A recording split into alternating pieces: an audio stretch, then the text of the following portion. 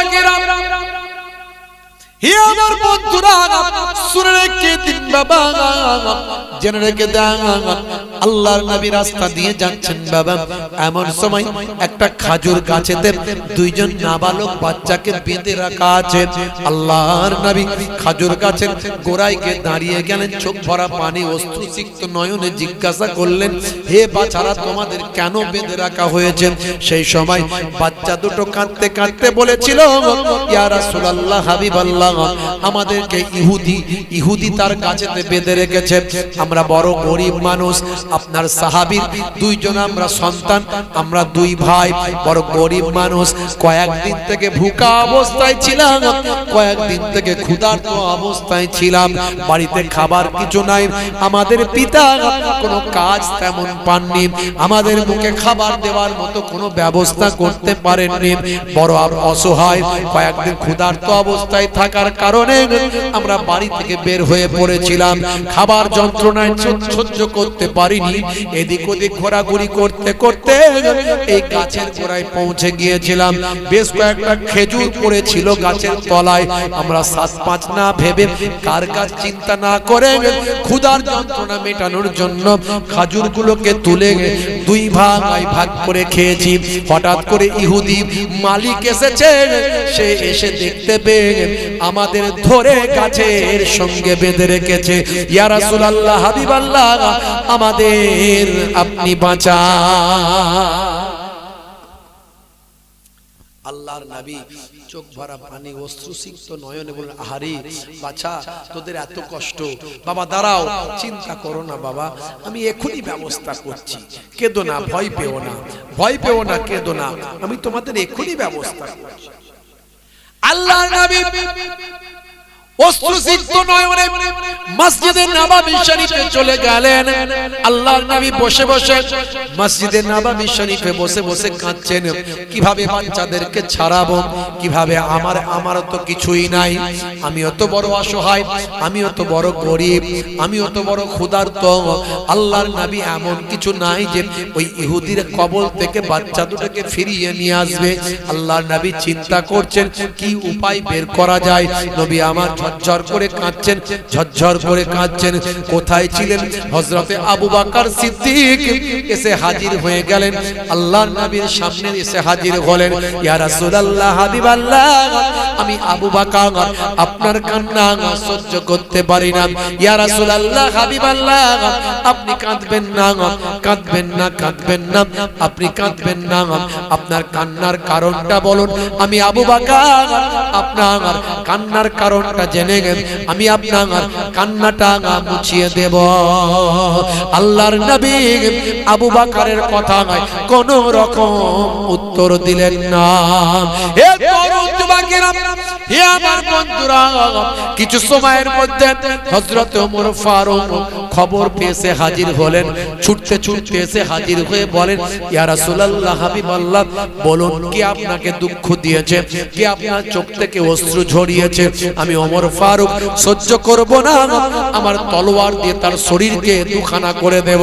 আমার রাসূলের শরীর থেকে অশ্রু ঝরিয়েছে, তার বদলাটা আমি ওমর নিতে চাই। আল্লাহর নবী হযরত ওমরকে কোনো কথা বললেন না।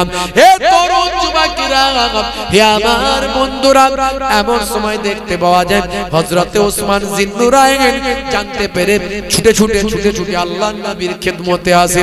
ইয়া রাসূলুল্লাহ, হাবিবাল্লাহ, আমি ওসমান এসেছি আপনার খেদমতে। আমার বাপ মা 14 পুরুষের জান আপনার কদমে কুরবান হয়ে যাক।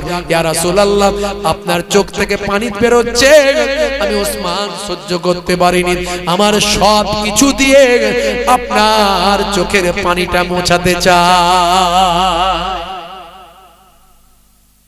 আমার সব কিছু দিয়ে আপনার চোখের পানিটা মোছাতে চাই। আল্লাহর নবী বললেন, বাবা ওসমান পারবে? বলে, হুজুর একবার হুকুম করুন। ওসমান জিন্নুরাইন খুব জ্ঞানী সাহাবী, ধনী সাহাবী, মদিনার বিখ্যাত ধনীদের একজন। আজও ওসমান জিন্নুরাইন হুজুরের মদিনায় খাজুর গাছের বাগান আছে। আজও এখন ওসমান হুজুরের নামে সেই বাগান এখনো রেজিস্ট্রি। ওসমান হুজুরের সেই বাগান থেকে যে অর্থ লাভ আসে ওসমান হুজুরের নামে একটা অ্যাকাউন্ট করা আছে ব্যাংকে। এখনো ওসমান হুজুরের নামে ব্যাংকে অ্যাকাউন্ট চলে মদিনা শরীফে। জোরে হবে না?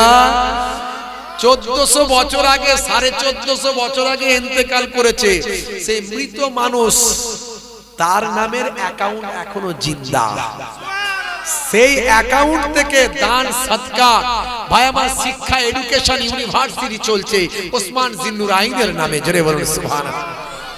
তিনি নবীর জন্য এত দান করেছেন, আল্লাহ তার দানকে কবুল করে আজও তার দান চালিয়ে যাচ্ছে।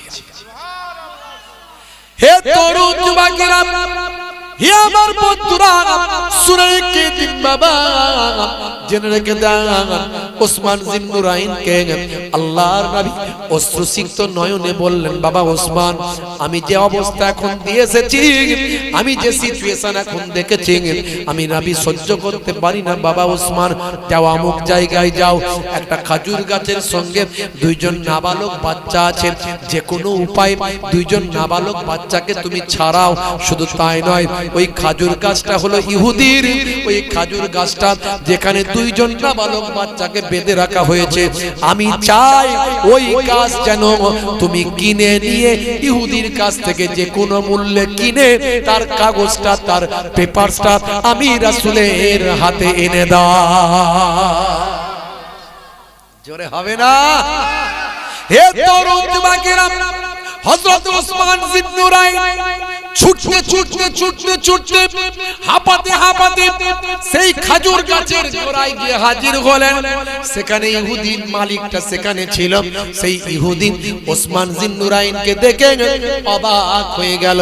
মদিনার সবচেয়ে ধনী মানুষ ছুটতে ছুটতে আসছে, মদিনার সবচেয়ে বড় ধনী মানুষ, ব্যবসায়ী মানুষ ছুটতে ছুটতে আসছে।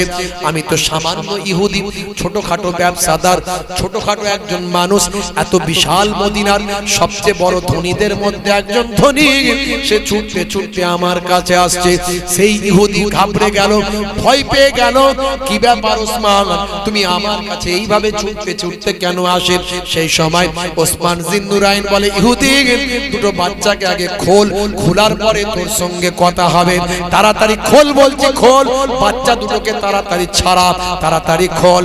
বলার সঙ্গে সঙ্গে এত বড় দাপুটি একজন বড় ব্যবসায়ী, মদিনার এত বড় ব্যবসায়ী যে অনেকগুলো ব্যবসাদারকে কিনে ফেলতে পারে, ওসমান জিন্নুরাইনের দাপটের কাছে সঙ্গে সঙ্গে সেই ইহুদি হযরতে ভাই আমার দুটো বাচ্চাকে ওসমান জিন্নুরাইনের সামনে মুক্ত করে দিলেন।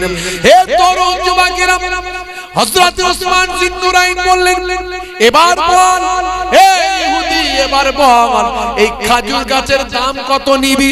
যত নিবি তত টাকা দেব, যা চাইবি তাই দেব, কিন্তু খাজুর গাছ আমাকে বিক্রি কর। ওসমান জিন্নুরাইনকে ইহুদি বলল, বিক্রি আমি করব না, বিক্রি আমি করব না। কিন্তু ওসমান জিন্নুরাইন বললেন, তোকে বিক্রি করতেই হবে, বিক্রি এটা করতেই হবে, আমার এই গাছটা লাগবে, এই খাজুর গাছটা আমার লাগবে। ওসমান জিন্নুরাইনের দাপট, ভাই আমার মদিনার সবচেয়ে বড় ব্যবসায়ীদের মধ্যে একজন ব্যবসায়ী, এরকম ব্যবসায়ীর সঙ্গে বিয়াদবি করলে ব্যবসার জগতে টিকে থাকা যাবে না। হে তরুণ যুবকেরা, ইহুদি বলল, ঠিক আছে হে ওসমান, তোমাকে বিক্রি যদি করতেই হয়, আমার একটা শর্ত আছে, যা শর্ত বলবি সব ওসমান মেনে নেবেন। সেই সময় ইহুদি বললে, তবে শোনো, তোমার যে বাগানটা আছে অমুক জায়গায় একটা ভালো বাগান আছে, যেখানে 100 খানা উচ্চ ফলনশীল খেজুরের গাছ আছে, ওই উচ্চ ফলনশীল খাজুরের গাছওয়ালা 100 খানা খাজুরের গাছওয়ালা বাগানটা যদি আমাকে দিয়ে দাও, তাহলে এই একটা গাছের পেপার, একটা গাছের দলিলটা আমি তোমাকে দিয়ে দেব। ওসমান জিন্নুরাইন বললেন, তাড়াতাড়ি নিয়ে আয়, যা আমি আমার 100 খানা খাজুরের গাছওয়ালা বাগানটা তোকে দিয়ে দিলাম। জোরে হবে না? ইহুদি বলছে, ওসমান তুমি ঠকে গেলে, তুমি এত বড় ব্যবসাদার, এত বড় তুমি ব্যবসাদার, তুমি এই আমার সঙ্গে ব্যবসায়ী ডিল করলে, একটা গাছ আমার ঠিক মতো কি কেমন খেজুর হয় না হয় কি যে তোমার ভালো লাগলো, হ্যাঁ, তুমি একটা গাছের পরিবর্তে 100টা উচ্চ ফলনশীল গাছ আমাকে দিয়ে দিলে, বাগান দিলে, তুমি ঠকে গেলে। ওসমান জিন্নুরাইন বলে, ওরে ইহুদি শোন, আজকে তুই আমার কাছে তুই ঠকে গেলি। বলে কি করে? বলে ওসমান, আমার নবীর চোখে আমি অশ্রু দেখেছি এই গাছের জন্য। আজকে আমি তোকে বলেছিলাম এই গাছটা আমাকে দিবি, যা নিবি তাই দেব, তুই ঠকে গেলি, তুই মাত্র 100টা গাছের একটা বাগান চাইলি। আজকে যদি ওসমানের কাছ থেকে আমার সব সম্পত্তি চাইতিস এই একটা গাছের জন্য, নবীর চোখের অশ্রু মুছানোর জন্য, আমি আমার সব সম্পত্তি তোকে দিয়ে দিতাম। দেখেছেন কেমন দান, কেমন নবী প্রেম, কেমন ভালোবাসা, কেমন মহাব্বত, কেমন দান। একটু চিন্তা করো ভাইরা আমার, জীবন বদলে যাবে। সাহাবায়ে কেরামরা কোন মর্যাদার মানুষ ছিলেন, আজও তাদের সেই সম্মান পৃথিবীর মানুষ কেন করে? তারা কেমন নবীকে ভালোবেসেছিলেন। আর আমরা নবীকে ভালোবেসে নবীর ভাই আমার শিষ্যর খাতায় নবীর গণ্ডির মধ্যে আসার জন্য আমরা নামাজটাই করতে পারছি না, আমরা রাসূলের সুন্নতটাই রাখতে আমাদের কিন্তু বোধ হয়। নবীকে কেমন ভালোবাসি আমরা। দান করতে বললে দান করতে গিয়ে হাত আমাদের বেরোতে চায় না, হাত দানের জন্য বেরোতে চায় না। কেমন নবীকে ভালোবাসি আমরা। কাল কিয়ামতের দিনে শাফাত পাবো তো? বলুন ইনশাআল্লাহ। আল্লাহ আমাদের কবুল করেন, আমাদেরকে অন্তত একটু পরিবর্তন করে দেন। বলুন আল্লাহুম্মা আমিন, বলুন আল্লাহুম্মা আমিন। হে তরুণ যুবকেরা, আল্লাহ প্রদত্ত সবচেয়ে বড় ইবাদত হলো নামাজ। সেই নামাজটা ছাড়বেন না। নবী প্রদত্ত সবচেয়ে বড় সুন্নত হলো মুখের দাড়ি। এই দাড়িটা ছোট হলেও রাখবেন। আজকে নেতা মন্ত্রী, খেলোয়াড়, player, Virat Kohli, Harbhajan Singh, Lionel Messi অনেকেই দাড়ি রেখেছে মুখের সৌন্দর্য। বড় দাড়ি রাখতে না পারেন, ছোট হলেও রাখবেন, কিন্তু নবীর সুন্নত মনে করে রাখবেন। কাল কিয়ামতের দিনে আপনি যখন মারা যাবেন, কবরে যখন আপনাকে দেওয়া হবে, মুনকার নাকির ফেরেশতা বলবে মান রব্বুকা, দেখতে পাবে নবীর সুন্নত বলে মুখে দাড়িটা রাখা। হতে পারে ওই দাড়িটা হবে আপনার নাজাতের জারিয়া। ভাইরা আমার, তরুণ যুবকেরা আমার, মুরব্বিয়ানেরা, সবচেয়ে বড় ইবাদত হলো আল্লাহ প্রদত্ত ইবাদত নামাজ। ইচ্ছাকৃতভাবে যদি কেউ নামাজ ছেড়ে দেয়, তার শাস্তি হলো 14টা। শাস্তি কতগুলো? 14টা। 5টা হবে দুনিয়াতে, দুনিয়াতে 5টা শাস্তি। বেনামাজি বান্দাদের দুনিয়াতে হবে 5টা শাস্তি। হে তরুণ যুবকেরা, 1 নাম্বার হলো বেনামাজি বান্দার চেহারার মধ্যে কোনো নূরের জ্যোতি থাকবে না। চেহারার মধ্যে একটা ভালো মানুষের ছাপ তৈরি হয়। মুখ হলো দর্পণ, মুখ হলো mirror, face is the mirror of mind. হে তরুণ যুবকেরা, ভালো মানুষের চেহারা থাকবে না, চেহারার মধ্যে কোনো নূর থাকবে না। এটা হলো 1 নাম্বার। 2 নাম্বার হলো বেনামাজি বান্দা কোনো ভালো কাজ করলে তার সওয়াব পাবে না। 3 নাম্বার হলো বেনামাজি বান্দার রুজিতে কোনো বরকত হবে না। 4 নাম্বার হলো বেনামাজি বান্দার জন্য কেউ দোয়া করলে সেই দোয়াটা কবুল হবে না। বেনামাজি বান্দার কোনো সম্পদে বরকত হবে না। হে তরুণ যুবকেরা, হে আমার মুরব্বিয়ানেরা, বেনামাজি বান্দার চেহারার মধ্যে কোনো নূরের জ্যোতি থাকবে না। বেনামাজি বান্দার রুজিতে কোনো বরকত হবে না। বেনামাজি বান্দা কোনো ভালো কাজ করলে সে ভালো কাজের সওয়াব পাবে না। বেনামাজি বান্দা নিজের জন্য দোয়া চাইলেও দোয়াটা কবুল হবে না। বেনামাজি বান্দার জন্য কোনো আল্লাহওয়ালা মানুষ যদি দোয়া করে, তার দোয়াটাও কবুল হবে না। 5টা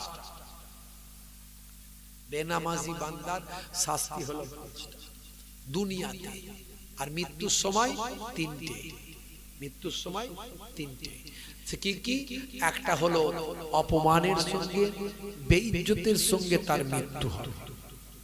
দুই নাম্বার হলো বেনামাজি বান্দার মৃত্যু যখন হবে ভীষণ ক্ষুধার্ত অবস্থায় থাকবে। তিন নাম্বার হলো বেনামাজি বান্দা যখন মারা যাবে ভীষণ পিপাসা অবস্থায় মারা যাবে, মনে হয় সব পানি খেয়ে ফেলবো, কিন্তু পেটে তার ঢুকবে না।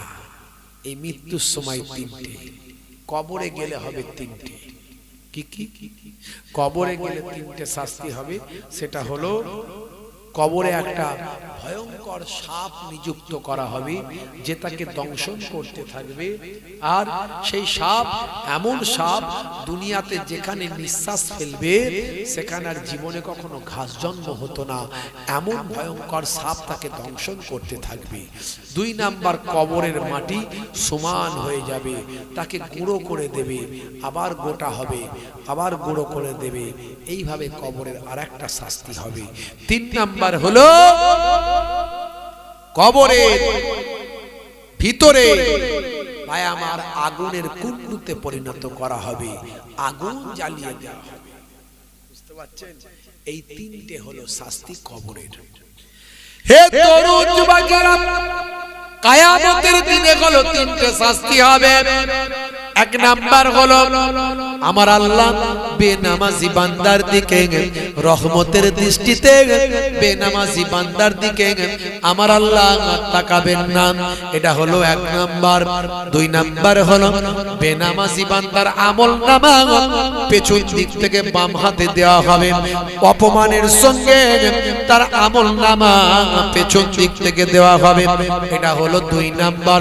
আর তিন নাম্বার হলো ফারিস্তারা বেনামাজি বান্দাকে টানতে টানতে জাহান্নামের আগুনে নিক্ষেপ করে দেবে।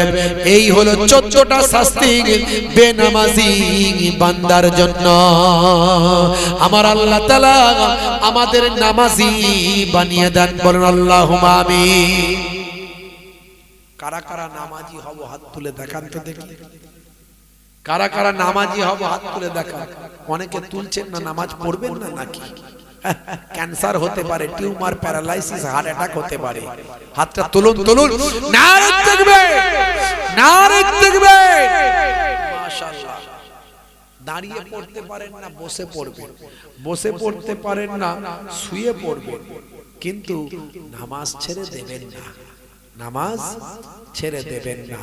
অনেক নামাজ সারাদিন খুব ক্লান্ত, শরীর দাঁড়ায় না, শরীর চলে না, অনেক খাটাখাটনি করে করা হয়ে গেছে, আর বসতে পারছেন না। বাড়িতে এসে খাবো না, শুয়ে পড়বো, কিন্তু অন্তত ভাই আমার 4 রাকাত ফরজ নামাজ, 2 রাকাত আপনার সুন্নতে মুআক্কাদা, আর 3 রাকাত বেতের নামাজ। অন্তত এই সুন্নতে মুআক্কাদা যেটা আছে সেটা পড়ুন, আর ফরজ নামাজ বেতের নামাজটা পড়ুন। এই অন্তত পড়ে নিয়ে ঘুমান, নফলগুলো ছাড়ুন, গায়ের মুআক্কাদাটা ছাড়ুন, কিন্তু নামাজ পড়ে নিয়ে ঘুমান। একান্ত কাজা হয়ে গেছে, কাজাটা পড়ুন, ছাড়বেন না, নামাজ ছাড়বেন না। নামাজ কে বলো না কাজ আছে, কাজকে বলো আমার নামাজ আছে। জোরে হবে না, জোরে হবে না।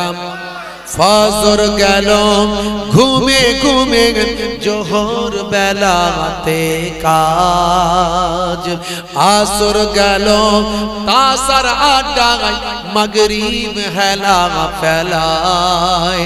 নামাজ তোমার সঙ্গের সাথী, নামাজ হলো গোরের বাতি। নামাজ বিনা এই দুনিয়া সবই যে বৃথা। বান্দা নামাজ পড়ো আখেরি ধরো, ছেড়ো না নামাজ এক জীবনে। করোনা কাজা হবে যে সাজা, দোজখ ঠিকানা আখিরাতে, দোজখ ঠিকানা আখিরাতে। নামাজ কে বলো না কাজ আছে, কাজকে বলো আমার নামাজ আছে।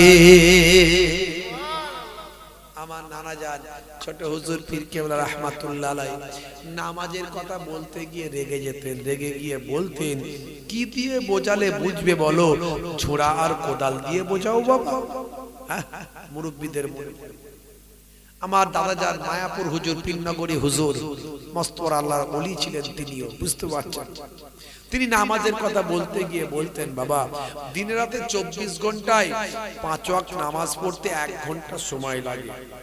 12 মিনিট করে সময় দিলে 1 ঘন্টা সময় লাগে 5 ওয়াক্ত নামাজ পড়তে। 1 ঘন্টা সময় তুমি নামাজে যদি দাও, ইনশাআল্লাহ তোমার 23 ঘন্টা আল্লাহ কামিয়াবি করে দেবেন। তো নামাজ ছাড়বেন না বাবা, নামাজ ছাড়বেন না। ভাইরা আমার, তরুণ যুবকেরা আমার, সবচেয়ে বড় ইবাদত হলো নামাজ। আল্লাহ প্রদত্ত সবচেয়ে বড় ইবাদত নামাজ।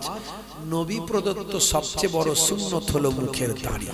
এই দুটো জিনিস যদি করতে পারে, আমি মোহেবুল্লাহ হুসাইনি আপনাদের বলে দিয়ে যাই, 70 থেকে 80% অন্যায় আপনার কাছ থেকে অটোমেটিক সরে চলে যাবে ইনশাআল্লাহ।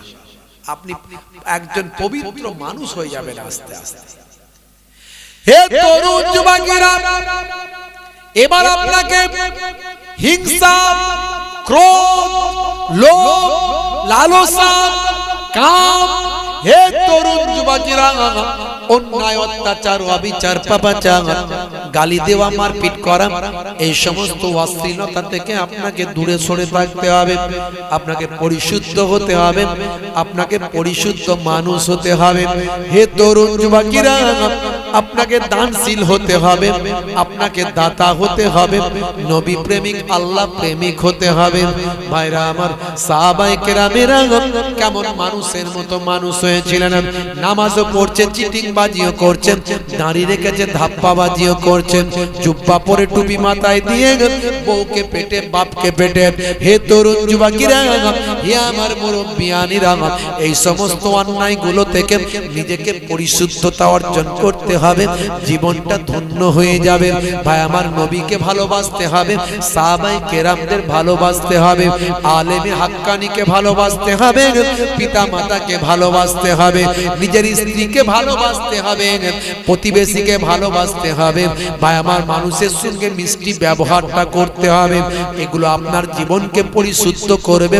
নামাজ, ইবাদত, রোজা, হজ, যাকাতকে পারফেক্ট করবে, কবুল করে নেবে। হে তরুণ যুবকেরা, আল্লাহর নবী একবার রাস্তা দিয়ে হেঁটে হেঁটে যাচ্ছেন, এমন সময় দেখেন একটা খেজুর গাছের সঙ্গে 2টো নাবালক বাচ্চাকে বাঁধা আছে। একবারও কি তুমি ভেবেছো এই সৃষ্টি আল্লাহ তোমাকে কে করলো? আমার আল্লাহ তোমাকে যেভাবে সৃষ্টি করেছেন, পৃথিবীর বিজ্ঞানের এখনো ক্ষমতা হয়নি এখনো কোন মানুষকে এভাবে তৈরি করবেন। হে তরুণ যুবকেরা, হে আমার মুরব্বিয়ানেরা, শুনে রেখে দিন বাবা, জেনে রেখে দেন। হে যুবক, চিন্তা করো, গবেষণা করো, ভাবো আল্লাহ তোমাকে কেমন করে সৃষ্টি করলেন। হে দুনিয়ার মানুষ শোনো, বিজ্ঞানীরা বলছে, সায়েন্স বলছে, মাতৃগর্ভের ভিতরে বাচ্চাটা একটা আইসিইউ সিকিউর জায়গার মধ্যে, ভাই আমার মায়ের পেটের ভিতরে আর একটা বাবা, ভাই আমার সুন্দর থাকার একটা জায়গা, সেই জায়গার ভিতরে আইসিইউ এর ভিতরে সেখানে পানির মধ্যে থাকে মৃত অবস্থায় বাচ্চাটা মায়ের গর্ভে হাবুডুবু খায়।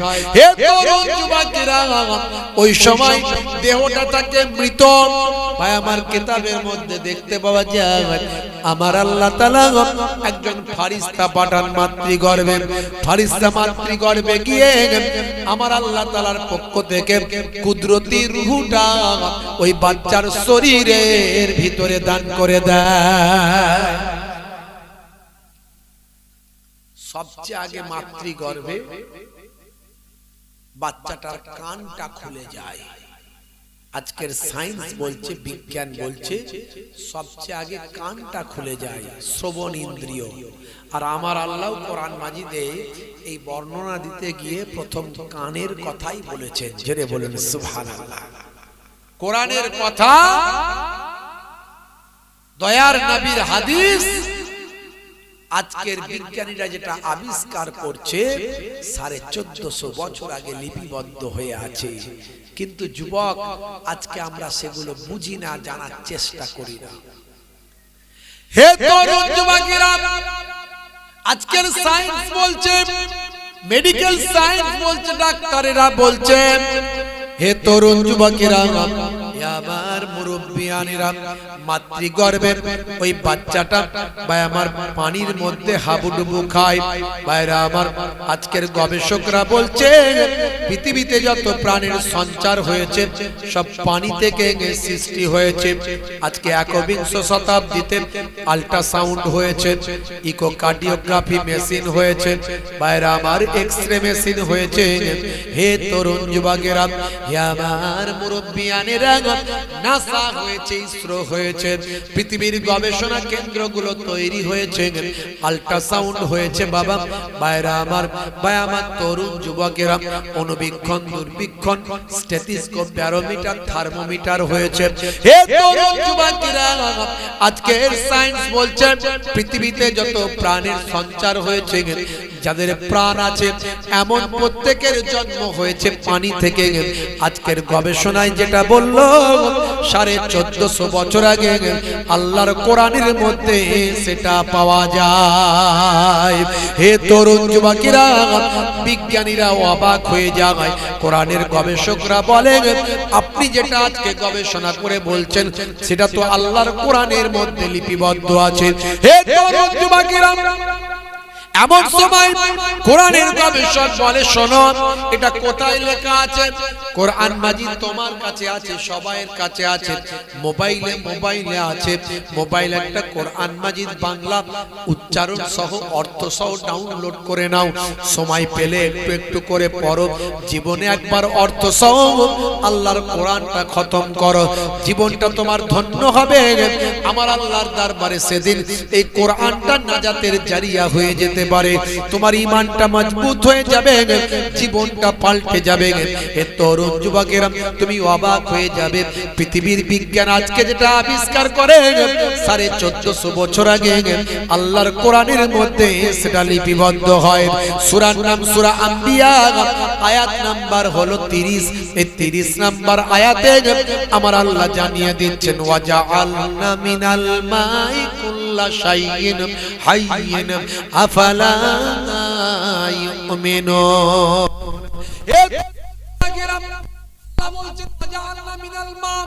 আমি আল্লাহ সৃষ্টি করেছি পানি থেকে, কুল্লা শাইইন প্রত্যেক জিনিস, হাইয়িন যার জীবন আছে, যার জীবন আছে এমন প্রত্যেক জিনিসকে আমি আল্লাহ পানি থেকে সৃষ্টি করেছি। আজকের গবেষণায় যেটা বলা হলো কোরআনে লিপিবদ্ধ হয়ে আছে। এরকম একটা দুটো নয়, আমি কম বেশি 50টা উদাহরণ আমার হৃদয়ে আছে। আমি এগুলো অনেক উদাহরণ দিয়েছি, ইন্টারনেট সার্চ করলে দেখতে পাবেন কম বেশি 30,000 বক্তব্য আছে। আমি অনেক উদাহরণ দিয়েছি। দাঁড়ির মধ্যে কি সায়েন্স আছে, বসে পানি পান করার মধ্যে কি আছে, হ্যাচ্চ করে আলহামদুলিল্লাহ বলে কি সায়েন্স আছে, বুঝতে পারছেন? এগুলো সব বলে দিয়েছি, নতুন করে আর বলতে গিয়ে সময় দেরি করব না। একটা দুটো উদাহরণ দিলেই বুঝতে পারছেন আজকে পৃথিবীর বুকে কোরআন মাজিদ এত প্রাসঙ্গিক কেন, আজকে কোরআন মাজিদ নিয়ে এত রিসার্চ কেন হচ্ছে, কোরআনের পেছনে এত কোরআনের শত্রুরা লেগেছে কেন? হ্যাঁ, আপনারা জানেন কি জানি না, ভাইরা আমার অবাক হবেন, মানুষের কোরআন পড়ার চাহিদা এখন অনেক বেড়ে গেছে। আমাদের মুসলমানদের মধ্যে হয়তো বাড়েনি, আমাদের কি বলবো, সে কানার কিবা দিন কিবা রাত, আমরা হুজুররা এতদিন ধরে বলে বলে আলা, দেখবেন ভালো করে খবর নিন, 100 জনের 90 জন কোরআন মাজিদ পড়তে পারে না। এখন নালে বাচ্চা কাচ্চারা একটু মক্তবে যাচ্ছে, মসজিদে যাচ্ছে, মাদ্রাসায় যাচ্ছে, এখনকার ছেলেপুলেরা পড়ছে। একটা বয়স পর্যন্ত তাকিয়ে দেখুন যে 100 জনের 90 জন কোরআন মাজিদ পড়তে পারে না, পড়লে আবার কি লেখা আছে সেটা জানে না, তার ভিতরে কি লেখা আছে সেটা জানে না। আমি এবারে বই মেলায় গিয়েছিলাম কলকাতায়, এই যে বই মেলা হলো, সারা পৃথিবীর কম বেশি 40টা দেশের বই নিয়ে তারা এখানে আসে, বুঝতে পারছেন? তো বই মেলায় যাওয়ার ঝোঁক আছে, বই মেলায় গিয়েছিলাম, কোরআন মাজিদের একটা স্টল সেখানে হয়। তা আমি জিজ্ঞাসা করলাম আমার পরিচিত ভাই, গত বছর যে পরিমাণ কোরআন মাজিদ তোমরা ডিস্ট্রিবিউশন করেছো, বিলি করেছো, তো তোমরা তো ফ্রি অফ কস্ট 22টা ভাষায় অনুবাদ করে কোরআন মাজিদ বিলি করো, তো গত বছর যে পরিমাণ অমুসলিমরা তোমাদের কাছ থেকে কোরআন মাজিদ নিয়েছে, এবারের পরিস্থিতি কি? বলছে এবারের পরিস্থিতি অন্যান্য বারের থেকে 10 গুণ নয়, তার থেকে আরো অনেক অনেক গুণ বেশি অমুসলিমরা আমাদের কাছ থেকে কোরআন মাজিদ কালেক্ট করছে। জোরে বলুন সুবহানাল্লাহ। আমি বললাম দেখো, সবই আল্লাহর ইচ্ছা। আল্লাহ কাকে দিয়ে দ্বীনের খেদমত করাবে কেউ জানে না। আমরা যেটা বলে বলে কাজ হয়নি, ওয়াসিম সরকারের মতো একটা বিধায়ক সে বলে কাজ হয়ে গেছে। সে এমন কোরআনের বিরোধিতা করলো যে সবাইয়ের কোরআন পড়ার আগ্রহ জন্মে গেল। জোরে হবে না? এটাই তো আল্লাহর কুদরত, এটাই তো আল্লাহর কৌশল। আমার আল্লাহ বলেছেন ওয়া মাকারু ওয়া মাকারাল্লাহু ওয়াল্লাহু খায়রুল মাকিরিন। হে দুনিয়ার মানুষ, তোমরা যতই কৌশলকারী হও, সবচেয়ে বড় কৌশলকারী আমি আল্লাহ। তোমরা আমার হয়ে যাও, আমি আল্লাহ তোমাদের হয়ে যাব। কোনো টেনশন করতে হবে না। মাল্লাহুল মাওলা ফালাহুল কুল। বান্দা যখন আল্লাহর হয়ে যায়, কুল মাখলুকাত তার গোলাম হয়ে যায়। মান কানা লিল্লাহি কানা আল্লাহু লাহু। যে বান্দা আল্লাহর হয়ে যায়, স্বয়ং আল্লাহ তার হয়ে যায়। হে যুবকেরা, হে আমার বন্ধুরা, হে আমার মুরব্বিয়ানেরা, শুনে রেখে দেন, আজকে পৃথিবীর বড় বড় ওয়াতার পণ্ডিতেরা কোরআন মাজিদ পড়ে মুগ্ধ হয়ে যায়। গ্যারি মিলার থেকে জেনিফার, রিচমন্ড থেকে ডিউ ডেভিস, মিস্টার ব্রেইল, হে তরুণ যুবকেরা, কেসিয়াস কেলে থেকে টাইসন, হ্যানুম্যান থেকে জেনিফার, মাইকেল জ্যাকসন, ভাই আমার হাসিম আমলা থেকে জুনায়েদ জামশেদ, সেখান থেকে মঈন আলী খান, ভাই আমার দোস্ত আমার, সেখান থেকে শুরু করে মেসুদ ওয়াজিল থেকে সাদিও মানে, পৃথিবীর বড় বড় নায়ক গায়ক সেলিব্রিটি ওয়াতার পণ্ডিতেরা আজকে কোরআন মাজিদ পড়ে মুগ্ধ হয়েছে, কোরআনের প্রেমিক হয়েছে, দয়ার নবীর জীবনী পড়ে মুগ্ধ হয়ে বিশ্ব নবীর তারা শিষ্য হয়েছে। পৃথিবীর বড় বড় বড় বড় ব্যক্তিরা তারা আজকে মুগ্ধ হয়েছে। অনেক উদাহরণ দিয়েছি আমি ভাইরা আমার। হে তরুণ যুবকেরা, আল্লাহ বললেন বান্দারে, এই দুনিয়া হলো ক্ষণস্থায়ী, পরকালটা হলো চিরস্থায়ী। তোমাকে আমি সব নিয়ামত দিয়েছি। কি দিইনি তোমাকে? জমিনকে বিছানা বানিয়েছি, আকাশকে ছাদ বানিয়েছি, তোমাদের জন্য রুজি রুটির ব্যবস্থা করেছি, দিনকে তোমাদের জন্য রুজি রোজগারের ব্যবস্থা করেছি, আর রাতকে তোমাদের জন্য বিশ্রামের করে দিয়েছি, তোমাদের যাতে শান্তিতে বসবাস করো, তাই জন্য একাকী কর্তব্য যাতে না করো, তার জন্য তোমাদের জোড়ায় জোড়ায় আমি আল্লাহ সৃষ্টি করেছি। সুন্দর করে আমার আল্লাহ কোরআন মাজিদের ভিতরে বললেন ওয়া খালাকনাকুম আজওয়াজা। হে তরুণ যুবকেরা, আমার আল্লাহ বললেন বান্দারে শুনে রেখে দাও, রাতকে তোমাদের জন্য পোশাক বানিয়েছি। ওয়াজআলনাল লাইলা লিবাসা, রাতকে তোমাদের জন্য পোশাক বানিয়েছি। পোশাকের কাজ শরীরকে ঢেকে রাখা না ফাঁকা রাখা। ফাঁকা রাখা তো নাকি শরীরের কাজ, শরীরের পোশাকের কাজ শরীরকে কি করা? ঢেকে না ফাঁকা? ঢেকে রাখা। আল্লাহ বলছেন রাতকে তোমাদের জন্য পোশাক বানিয়েছি, মানে রাতের বেলা এমন ভাবে থাকবে রাত যেন তোমাদের ঢেকে রাখে, তার মানে অন্ধকারের ভিতরে ঘুমাবে। ভাইরা আমার, এখন আল্লাহর নবীও বলেছেন যে রাতের বেলা লাইটটা বন্ধ করে দিয়ে ঘুমাবে, কিন্তু মুসলমানের যুবক ছেলেরা এখন রাতের বেলা লাইট বন্ধ করে ঘুমাতে পারে না। বলে হুজুর লাইট বন্ধ করলে কত রকমের ভূত আসে, ভূত, মোটা ভূত, রোগা ভূত, উড়ন্ত ভূত, ডুবন্ত ভূত, গাছে ভূত, পানিতে ভূত, কঙ্কাল ভূত, কালো ভূত, কত রকমের ভূত হুজুর মিটিং করে মিছিল করে ধরতে আসে। সেই জন্য লাইটটা জ্বালালে তবে একটু ভয়টা কম লাগে। আসলে নামাজ নাই তো, নামাজ পড়ে না, পবিত্র হয় না। ওর নবীর শিষ্য নাই, শাহরুখ খানের চাচতো ভাই, সলেমান খানের ফুফুতো ভাই, বুঝতে পারছেন। আবার কানে দুল পড়ছে, দুল, মাথার এদিকে চুলটা ফাঁকা, এদিকটা ফাঁকা, মাথার এদিকটা ফাঁকা, এদিকটা ফাঁকা, ওপরের চুলগুলোকে করেছে খারাপ, মাঝে মাঝে পেছনে নিয়ে এসেছে করেছে খোপা, আবার মাঝে মাঝে কালারিং করে রং করেছে কাকাতুয়ার মাথায় ছুটি, খ্যাক্সিয়ালি পালায় ছুটি, গরু বাছুর দাঁড়িয়ে আছে আর ঘুঘু পাখি ডাকছে গাছে। মুসলমানের ছেলে কানে পড়েছে দুল, হাতে পড়েছে বালা, পায়ে পড়েছে কালো কার, মাথার পেছনে লম্বা চুল। বলছে তোরা যা করছিস সব বেটা ভুল।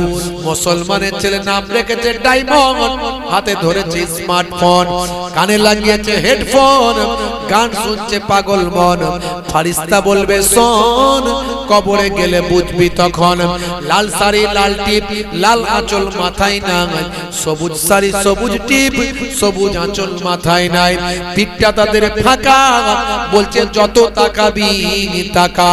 মুসলমানের নারী করছে বাড়াবাড়ি, হাতে ধরেছে কাটারি, চালাচ্ছে স্কুটি গাড়ি, গায়ে নাই ওর নাম। বলছে আমার দিকে দেখ না, চুল করতে কালার, যাচ্ছে বিউটি পার্লার, নাম ছিল জরিনা, হয়ে গেছে করিনা। হে মুসলমান শুনে রেখে দেন, হারাবেন না ঈমান।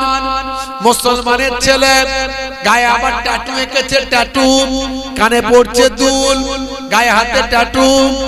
মুসলমানের ছেলে গায়ে পড়েছে ট্যাটু, ভাই আমার গায়ে লাগিয়েছে ট্যাটু, কানে পড়ছে দুল, হাতে পড়ছে বালা, লাল লাল জুতো পায়ে, চোখে কালো চশমা, দুই চোখ মেলে খোঁজে বেদের মেয়ে জোসনা, গায়ে হাতে ট্যাটু আঁকা, হেঁটে চলে আঁকা বাঁকা।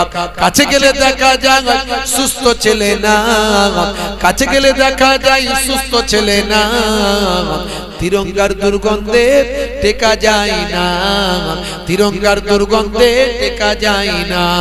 ভালো চলছে ধান্দা, খাচ্ছে রজনীগন্ধা, আছে না নাই, কারবারে অশান্তি, চালাচ্ছে শান্তি, মন করবে কমল, খাচ্ছে ওরা বিমল। বুঝতে পারছেন? একটা ইন্টারনেটে ভাইরাল হয়েছে, একটা মহিলা বিমল খেয়ে অসুস্থ হয়ে গেছে, বুঝতে পারছেন? মহিলা সে বিমল খাচ্ছে। এখন মহিলারাও তিরঙ্গা খাচ্ছে, গুটখা খাচ্ছে, সিগারেট খাচ্ছে। দেখবেন কলকাতার রাস্তায় মদ খেয়ে, সেদিনে ইন্টারনেটে ভাইরাল, দুটো মেয়ে মদ খেয়ে লুটোপুটি করছে, আবার লোকজন বলছে বাড়ি দিয়ে আসবো, তাদেরকে ধরে মারছে। বুঝতে পারছেন ভাইরা আমার? পরিবেশ পরিস্থিতি খুব খারাপ জায়গায়। একজন মহিলা জাহান্নামে গেলে সঙ্গে 4 জনকে নেবে, সঙ্গে 4 জনকে নেবে। বুঝতে পারছেন? তার বাপকে নেবে, বাপ তাকে কন্ট্রোল করেনি, সঠিক ইসলাম শেখায়নি, সঠিক দ্বীন শিক্ষা দেয়নি, বাপকে নেবে। বলে আব্বা তুমি তো আমাকে কোনোদিন শেখাওনি, জানাওনি, বোঝাওনি। বড় ভাইকে নেবে, বড় ভাই, ভাইয়ের উপরে দায়িত্ব ছিল বোনকে ঠিকঠাক সঠিক পথে দিশা দেখানো, সে করেনি। ভাই আমার স্বামীর উপরে দায়িত্ব ছিল। এখনকার স্বামীরা তো আবার বউকে নায়িকা করে নিয়ে ঘুরে বেড়ায়। জলসায় গেছি, বলছে হুজুর কিছুটা রাস্তা বাইকে যেতে হবে, বাইকে। আমি বললাম বাইক তো খুব কম চাপি, সে কবে চালাতাম, আগে চাপা তো ছেড়েই দিয়েছি প্রায়, তো টোটো ফোটো করে রাখতে পারতে। তো বলে হুজুর রাস্তা একটু খারাপ আছে, বাইকে যেতে হবে। চলো তাহলে। বাইকে উঠতে গিয়ে দেখি সর্বনাশ, বাইক তো নয়, যেন দোতলা মোটরসাইকেল, দোতলা, মানে ড্রাইভার যে বসবে সে এখানে আর প্যাসেঞ্জার বসে তার ঘাড়ের কাছে। সর্বনাশ করছে। এ বাবু তোমাদের মোটরসাইকেল চাপতে পারবো না, হেঁটে হেঁটে যাবো। এসব মোটরসাইকেল চাপে কারা? বলে হুজুর এর জন্য আলাদা কপতি আছে, সর্বনাশ করেছে। বুঝতে পারছেন, সে চাপার আলাদা লোক আছে। হাই রে হাই, মুসলমানের নারী স্বামী মনে মনে করছে আমার বউকে নায়িকা লাগছে। বুঝতে পারছেন, কত যে গুনাহগার হচ্ছে, দায়ুস হচ্ছে। ভাই আমার, বেপরদা করে বউকে নিয়ে ঘুরে বেড়াচ্ছে অশ্লীল ভাবে। ভাই আমার, পরপুরুষের কুনজরে পড়ছে। এর জন্য আল্লাহর দরবারে জবাব দিতে হবে। ওই স্বামী সঠিক পথে পরিচালিত করেনি তার স্ত্রীকে, এই জন্য স্বামী জাহান্নামে যাবে। আর একটা মেয়ে জাহান্নামে গেলে তার বড় ছেলেকেও সঙ্গে নিয়ে জাহান্নামে যাবে। কারণ ছেলেও একটা সময় মায়ের গার্জেন হয়ে যায়। বুঝতে পারছেন? হে তরুণ যুবকেরা, হে আমার বন্ধুরা, হে যুবকেরা, শুনে রেখে দেন, মুসলমানের ছেলে নেশাখোর, পাত্তাখোর, গাঁজাখোর, তারিখোর, মদখোর, শাহরুখ খানের চাচতো ভাই, শাহরুখ সলেমান খানের ফুফুতো ভাই, ভাইরা আমার নেশা করে, আছে না নাই? 1450 বছর আগে আল্লাহর নবী জানিয়ে দিয়েছেন, কুল্লু মুস্কিরিন হারাম, প্রত্যেক নেশা হলো হারাম, তোমরা নেশা থেকে বাঁচো। চাচা আমার এত বিড়ি খায়, নামাজ যদিও ধরেছে, আসরের নামাজ পড়তে মসজিদে সিজদায় গেছে, আর পকেট থেকে ঘড়ি বিড়ি, মল্লিক বিড়ি খরখর খরখর খরখর খরখর করছে। চাচা সিজদায় পড়ে বলছে সুবহান রাব্বিয়াল আলা, সুবহান রাব্বিয়াল আলা, আর পকেট থেকে বিড়ি বলছে বিড়ি খাবি, বিড়ি খাবি, বিড়ি খাবি। সর্বনাশ করেছে। এখন সে নামাজ পড়বে না বিড়ি খাবে, এই চিন্তায় মাথা ঘুরছে। খালি মসজিদ থেকে বেরোতে দেরি, ও বিড়ি ধরিয়ে মাথার টুপিও খোলেনি, শিকা বিড়ি টান মেরে নাক দিয়ে ধোঁয়া উড়িয়ে চাচা বেরিয়ে যাচ্ছে। কিছু ইয়ং ছেলে বেনামাজি বসে বসে তাস খেলছে, তাদের কাছে গিয়ে দাঁড়িয়ে গিয়ে বলছে, হে পল্টু কি চাল মারছিস, তুই তো গোলাম ফেলেছিস দেখছি, বিবি নাই? বলে হ্যাঁ আছে। বিবি দিয়ে গোলামকে মান না, বিবিতে গোলামে পিটাপিটি করে চাচা বেরিয়ে যাচ্ছে। হাই রে হাই, আখেরি জামানা, মুসলমান এখন নেশায় ডুবে গেছে। মদ খাচ্ছে মেডিকেল জুস বলে, রাস্তাঘাটে সিগারেটের ধোঁয়া মারছে। হাই রে হাই, এখন দেখবেন কিছু মানুষজন আছে এত এত বড় নেশাখোর, যারা টয়লেটে গেলে পকেটে করে বিড়ি দিয়ে সেলাই নিয়ে ঢোকে, মানে ওপরের ধোঁয়া না মারলে নিচের মাল ক্লিয়ার হবে না। আছে না? পরিস্থিতি খুব খারাপ। কে কাকে বলে কে শোনে? এখন বাপের কথা ছেলে শোনে না, মায়ের কথা ছেলে শোনে না, হুজুর বললে জলসায় বসে না। ওই দেখবেন ফ্রি ফায়ার পাবজি খেলছে সব বসে বসে, আর মেলাতে ঘুরছে, আর বিরিয়ানি যখন খাবেন জায়গা ধরবে না। আবার একটা ওই কি বলে মেলাতে গিয়ে ওই যে কি বলে ফাংশন লাগিয়ে দিয়েছে, সেখানে টিকিট কেটে ঢুকছে। কিয়ামত আসবে না আসবে না? এসআইআর হিয়ারিং এর নাম থাকবে না যাবে? বলে এটা আমাদের কর্মফল। আমাদের একজন মালিক ছিল, মালিক, সেই মালিকের কথা আমরা শুনিনি, তবুও মালিক আমাদের হেফাজত করছে। মালিক একটু শাস্তি দিয়ে হেফাজত। হে তরুণ যুবকেরা, হে আমার বন্ধুরা, হে আমার মুরব্বিয়ানেরা, শুনে রেখে দিন বাবা, জেনে রেখে দেন। আল্লাহ বললেন বান্দারে, এই দুনিয়া হলো তোমাদের জন্য ক্ষণস্থায়ী, প্রত্যেককে মরতে হবে। কুল্লু নাফসিন যায়িকাতুল মউত। হে তরুণ যুবকেরা, হে আমার মুরব্বিয়ানেরা, শুনে রেখে দিন বাবা, জেনে রেখে দেন। হযরত ঈসা রূহুল্লাহ সফরে বেরোবেন, ভ্রমণে বেরোবেন। এমন সময় একজন ব্যক্তি এসে বলল, হুজুর বেয়াদবি নেবেন না, আমি আপনার সঙ্গে সফরে সঙ্গী হতে চাই। আল্লাহর মাহবুব বান্দা বললেন, ভাই আমার ঈসা রূহুল্লাহ বললেন, বাবা ছেলে তুমি হলে দুনিয়াদার মানুষ, আমার সঙ্গে তুমি টিকতে পারবে না,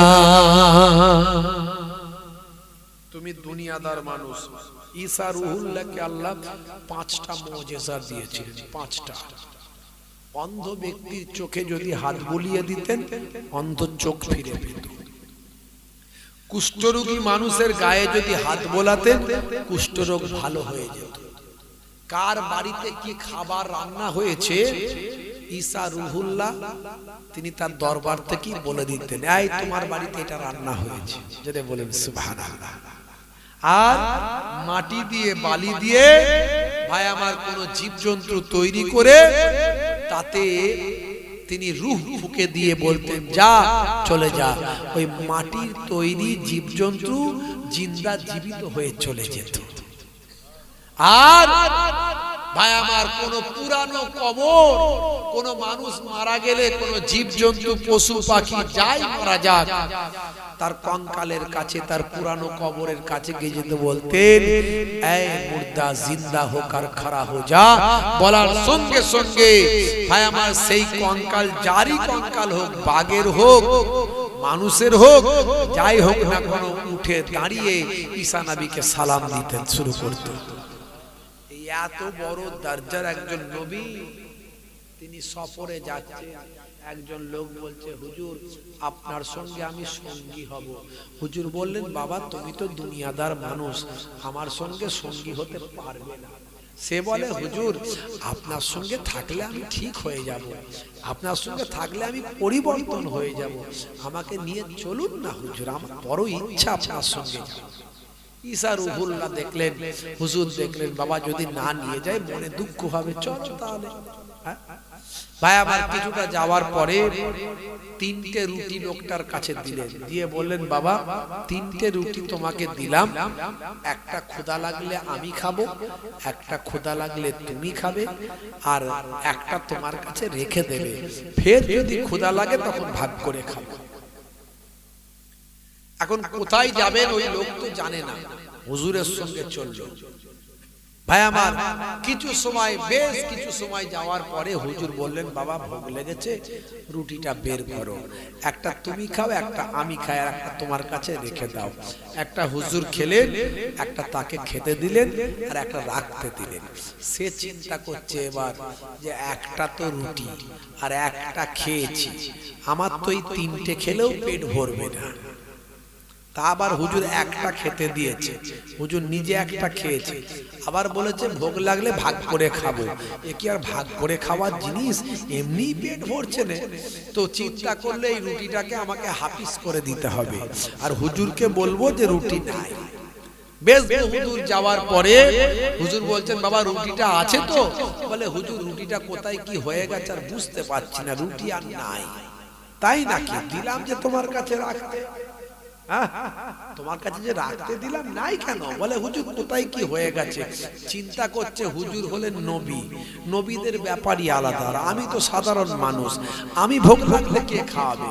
হুজুরকে ভোগ লাগলে হয়তো আল্লাহ কুদরতি খাবার খাইয়ে, আমাকে কে খাওয়াবে? নিজের চিন্তায় অস্থির, বুঝতে পারছেন? হ্যাঁ ভাইরা আমার, হুজুর বুঝতে পেরে গেলেন। হে তরুণ যুবকেরা, হে আমার বন্ধুরা, শুনে রেখে দিন বাবা, জেনে রেখে দেন। হে মুসলমান, একটু লক্ষ্য করুন, এমন সময় দেখতে পাওয়া যায় আল্লাহর নবী হযরত ঈসা রুহুল্লাহ চিন্তা করলেন, এই হলো দুনিয়াদার মানুষ, নিশ্চয় যে কোনো ভাবে লুকিয়ে রেখে দিয়ে এখন বলছে রুটি নাই, তাই একে একটুখানি ভালো করে বোঝানোর চেষ্টা করতে হবে, একে পরিবর্তন করতে হবে, চেঞ্জ করতে হবে।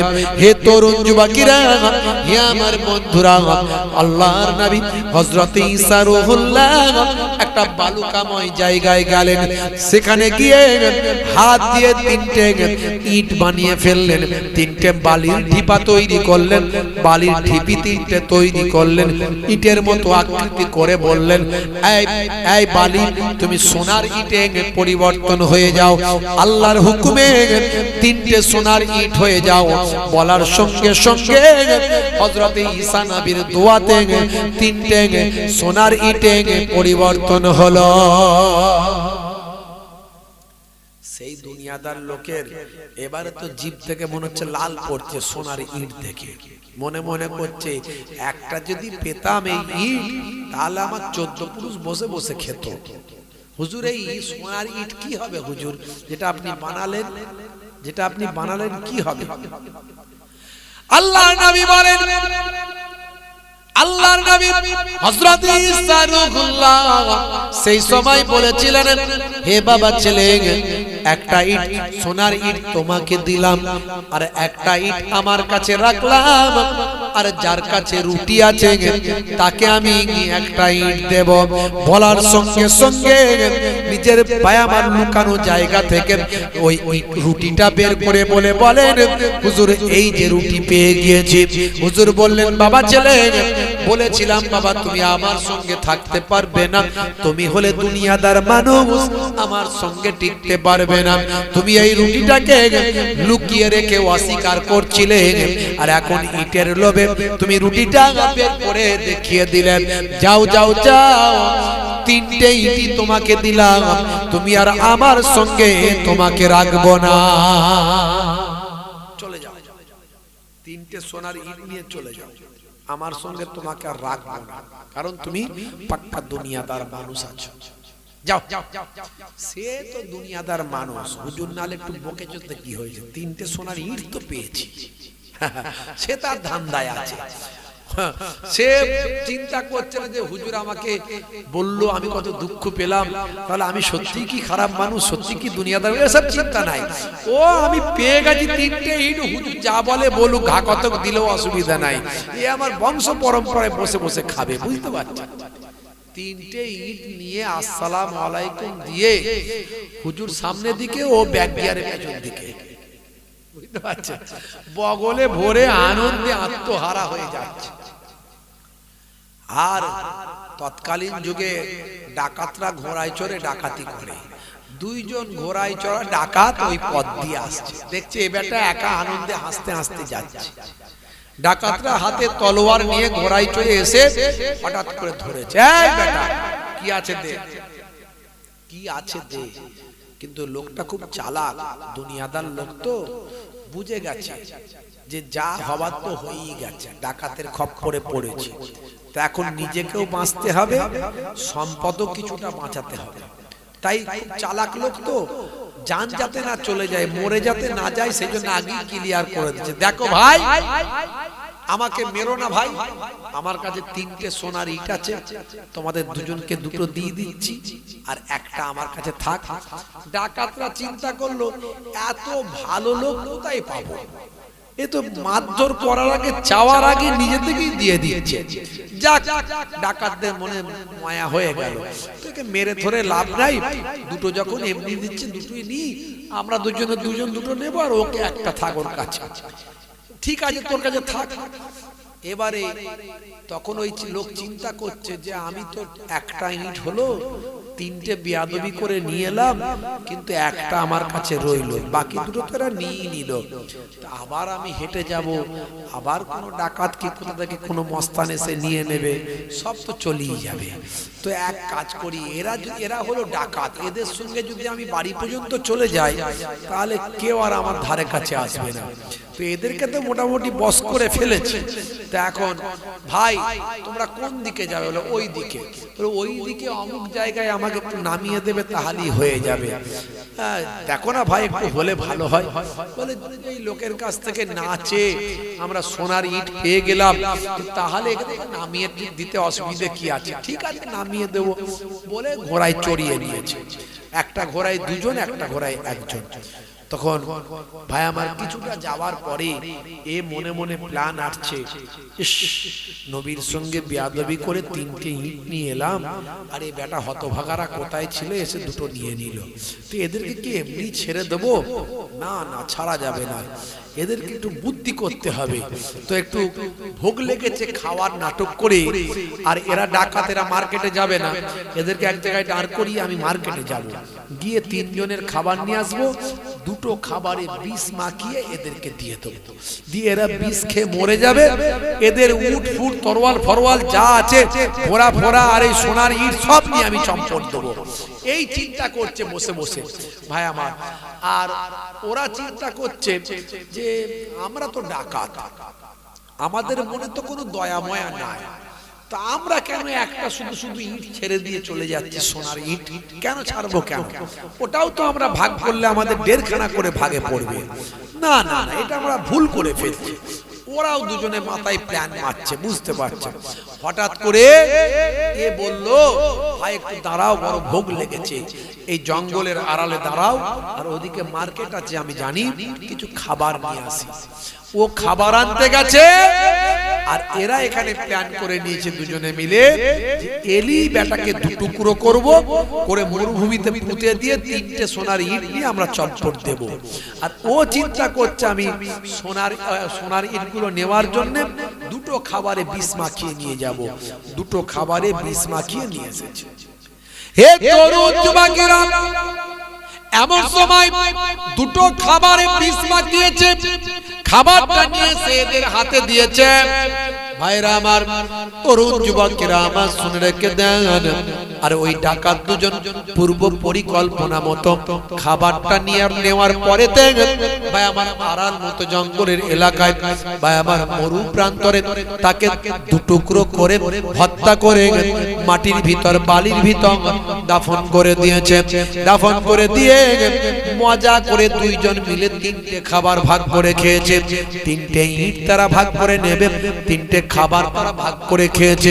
হে তরুণ যুবক রে, আমার মুরব্বিয়ানিরা, এমন সময় দেখা গেল এই বিষ মাখানো খাবার ছিল, এটা খেয়েও ডাকাত দুটো মারা গেছে। এদিকে ডেড বডি ভাই আমার ওই ব্যক্তি দাফন করে দিয়েছে, পড়ে আছে বাবা, মরে মরে পড়ে আছে। ওই ব্যক্তিকে মেরে ফেলে দিয়েছে। এদিকে ডাকাত দলেরাও দুজন মরে পড়ে আছে। 3টে সোনার ইট 3 দিকে পড়ে আছে, দুটো ঘোড়া পড়ে আছে। হে তরুণ যুবকেরা, হে আমার মুরব্বিয়ানিরা, ফেরেশতা যাচ্ছিলেন ওদিক দিয়ে, ফেরেশতা জিবরাইল আলাইহিস সালাম, ফেরেশতা ওই দিক দিয়ে যাচ্ছিলেন। যেতে যেতে দেখেন এই যে ব্যক্তিটা মৃত হয়ে মারা গিয়ে পড়ে আছে, এই ব্যক্তিটা তো নূহ হযরতে ঈসা নবীর সাথী, ঈসা নবীর সঙ্গী। ঈসা নবীর কাছে গিয়ে খবর দিলেন, ও আল্লাহর নবী পয়গম্বর ঈসা রূহুল্লাহ, আপনার সঙ্গীকে অমুক জায়গায় মরে পড়ে থাকতে দেখলাম।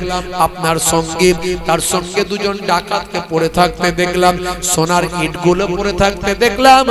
ঈসা রূহুল্লাহ বললেন, ওই সঙ্গী আমার সঙ্গে যে এসেছিল সে হলো পাক্কা দুনিয়াদার মানুষ, দুনিয়ার সম্পদ নিয়ে তার ব্যস্ত ছিল, দুনিয়ার সম্পদ নিয়ে সে ভাই আমার বড় লোক হতে চেয়েছিল, সে পাক্কা দুনিয়াদার মানুষ। আমি তাকে বোঝানোর চেষ্টা করেছিলাম, কিন্তু সে বোঝেনি। দুনিয়ার মানুষ দুনিয়ার জমিনে মারা গেল, দুনিয়ার মালমাতা দুনিয়ার জমিনে রয়ে গেল। দুনিয়ার মানুষ দুনিয়াতে মারা গেল, দুনিয়ার সম্পদ দুনিয়াতে রয়ে গেল। মুসা, হযরত ঈসা রূহুল্লাহ বোঝানোর চেষ্টা করলেন, এই দুনিয়া হলো ক্ষণস্থায়ী, পরকাল হলো চিরস্থায়ী। দুনিয়ার সম্পদ দুনিয়াতে পড়ে থাকবে, দুনিয়ার মানুষ মারা যাবে, ভোগ করতে পারবে না। সবচেয়ে বড় সত্য হলো মৃত্যু, সবচেয়ে বড় সত্য হলো মৃত্যু, আর সবচেয়ে বড় মিথ্যা হলো জীবন। সবচেয়ে বড় মিথ্যা হলো জীবন। মানুষ জীবন নিয়ে বড় ব্যস্ত, জীবনে এই করতে হবে, ওই করতে হবে, সেই করতে হবে। একটা গাড়ি হলে 4টে গাড়ি করতে হবে, একটা মার্কেট হলে 4টে মার্কেট করতে হবে, একটা এই হলে একটা। জীবন নিয়ে আমরা ছুটে বেড়াই, কিন্তু মৃত্যুকে ভুলে যাই, আল্লাহর পথ থেকে সরে যায়, নামাজ মানুষ ছেড়ে দেয়, রাসূলের সুন্নত ভুলে যায়। দরুদ শরীফ আল্লাহুম্মা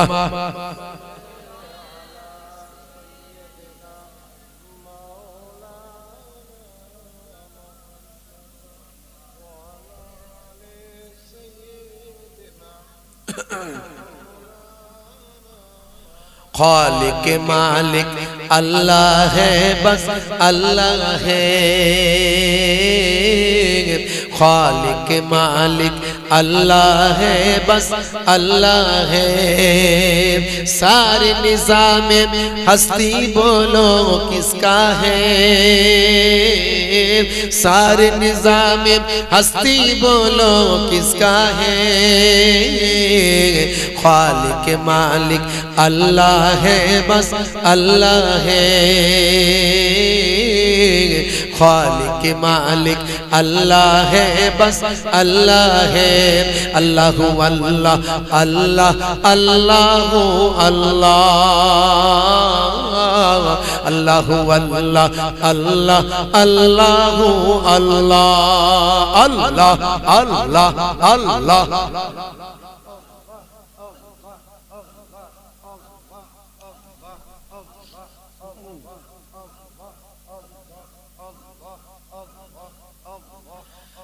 माँ के पेट में जन्म मांगे वो देता है, माँ के पेट में जन्म मांगे वो देता है, फिर भी बंदा नाशुक्री क्यों करता है, फिर भी बंदा नाशुक्री क्यों करता है। खालिक मालिक अल्लाह है, बस अल्लाह है, खालिक मालिक अल्लाह है, बस अल्लाह है। अल्लाहु अल्लाह अल्लाह अल्लाहु अल्लाह अल्लाहु अल्लाह अल्लाह अल्लाहु अल्लाह अल्लाह अल्लाह अल्लाह अल्लाह अल्लाह अल्लाह अल्लाह अल्लाह।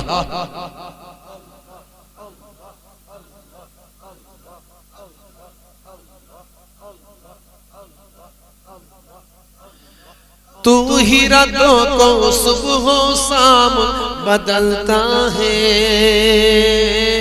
तू ही रातों को सुबह शाम बदलता है, ओ तू ही रातों को सुबह शाम बदलता है, तू ही रातों को सुबह शाम बदलता है, फिर भी बंदा नाशुक्री क्यों करता है,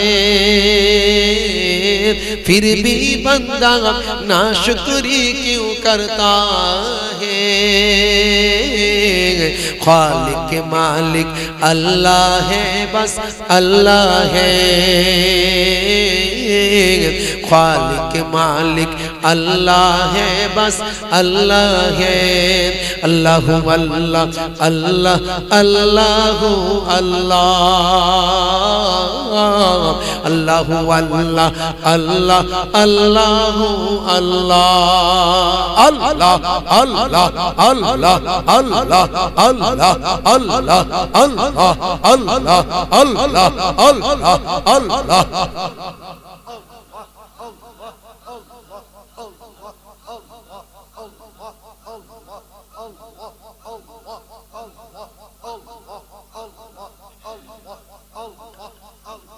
दरवाजे बंद करके गुनाह क्यों करता है, दरवाजे बंद करके गुनाह क्यों करता है, ओ दरवाजे बंद करके गुनाह क्यों करता है, दरवाजे बंद करके गुनाह क्यों करता है। तन्हाई में देखने वाला अल्लाह है, तन्हाई में देखने वाला अल्लाह है, खालिक मालिक अल्लाह है, बस अल्लाह है, खालिक मालिक अल्लाह है, बस अल्लाह है। अल्लाहु अल्लाह अल्लाह अल्लाहु अल्लाह अल्लाहु अल्लाह अल्लाह अल्लाहु अल्लाह। ला इलाहा आरो जोरे ला इलाहा इल्लल्लाह, ला इलाहा इल्लल्लाह मुहम्मदुर रासूलुल्लाह सल्लल्लाहु আলাইহি ওয়াসাল্লাম। ভাইরা আমার, আগামী বছর এই জান্নাতের বাগানের জন্য একটু সহযোগিতার হাত বাড়াতে হবে। তবে জান্নাতের বাগানটা আগামী বছর তৈরি হবে। 1005 টাকা করে চাইবো। পাক পাঞ্জাতনকে ভালোবেসে পবিত্র 5টা বাদান আহলে বায়াত পাক পাঞ্জাতন এক নাম্বার হলো আল্লাহর নবী, দুই নাম্বার আম্মাজান ফাতেমা তো জোহরা রাদিয়াল্লাহু তাআলা আনহা, তিন নাম্বার হলো শেরে খোদা আলী মুর্তজা কারামাল্লাহু ওয়াজহু, চার নাম্বার ইমাম হাসান ইমাম হুসাইন রাদিয়াল্লাহু তাআলা আনহুমা। এই পাক পাঞ্জাতনকে ভালোবেসে, আহলে বায়াতকে ভালোবেসে, যে আহলে বায়াতকে আল্লাহ রাব্বুল আলামিন নিজে ভালোবাসতেন, যে আহলে বায়াতকে দয়ার নবী ভালোবাসতেন, যে আহলে বায়াতকে সাহাবায়ে কেরামরা ভালোবাসতেন, যে আহলে বায়াতকে আমার আল্লাহ দুনিয়ার জমিনে জান্নাতি খাবার খাইয়েছেন, সেই আহলে বায়াতের ওসিলা দিয়ে দোয়া চাইলে আমার বিশ্বাস আমার আল্লাহ ফেরাবেন না। দুনিয়ার অফিস বন্ধ, আল্লাহর অফিস খোলা। এই গভীর রাত্রিতে সেই আহলে বায়াতের ওসিলা দিয়ে দোয়া চাইবো বাপজি আমার, আমার আল্লাহ যেমন দুনিয়াতে আহলে বায়াতের রুহানি নেক নাজার নেক ফায়েজ আহলে বায়াতের আশিকির উপর নাজিল করেন, কাল কিয়ামতের দিনে আহলে বায়াতের সুপারিশ সাফাতি দান করেন, আর জান্নাতে আহলে বায়াতের সঙ্গে জান্নাতি বানিয়ে দেন। একজনও আছেন আহলে বায়াতের প্রেমিক, যারা আহলে বায়াতের প্রেমিক হয়, যারা পাক পাঞ্জাতনের প্রেমিক হয়, তারা টাকা পয়সা তো দূরের কথা, নিজেদের জীবনটাও দিতে পারে।